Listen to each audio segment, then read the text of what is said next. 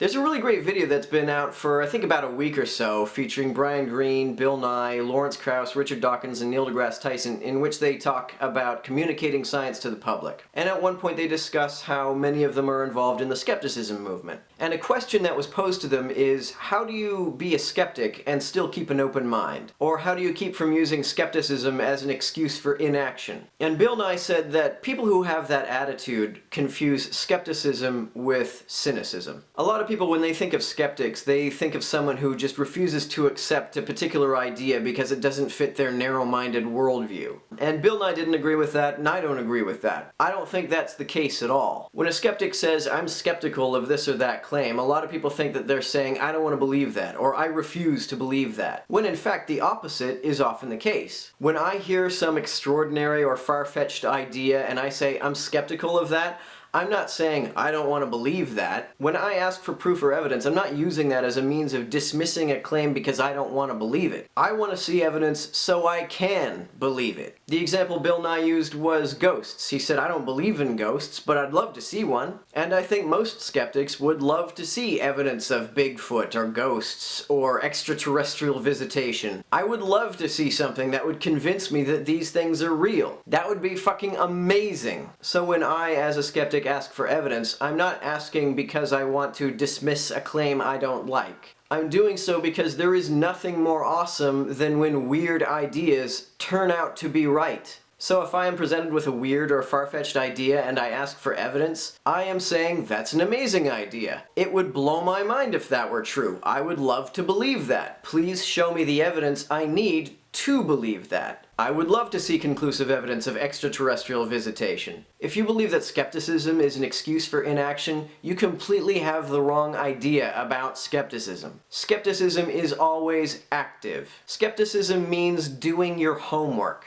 It's not just a means of rejecting claims, it's also a means of confirming claims. If you hear a claim and you think that that claim is false, how do you go about showing it? You look at the evidence. If you think a claim is right, how do you go about showing that? You look at the evidence. There is no conflict between being open-minded and being skeptical. In fact, in order to be skeptical, I think you have to be open-minded. Being open-minded doesn't mean just accepting every claim regardless of the evidence. It only means being willing to look at the evidence. All true skeptics must be open-minded. Because skepticism doesn't just entail a willingness to look at the evidence before drawing a conclusion, it entails a duty to look at the evidence before drawing a conclusion.